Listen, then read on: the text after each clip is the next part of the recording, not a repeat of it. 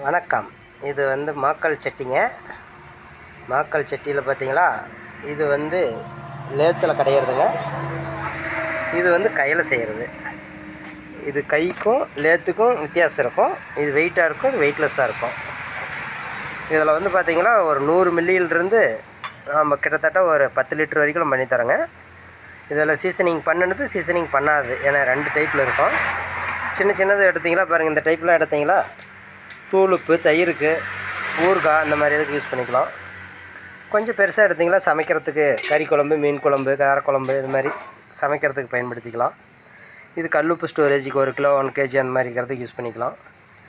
பார்த்தீங்களா, நம்ம கடையில் மாக்கல் சட்டிங்க, பணியாரக்கல், தோசைக்கல், வடை சட்டிங்க, இது அனைத்தும் நம்மளோட கடையில் கிடைக்குங்க. மிக குறைந்த விலையில் மிகவும் தரமான பொருளாக ஏற்பாடு செய்து தரப்படும்.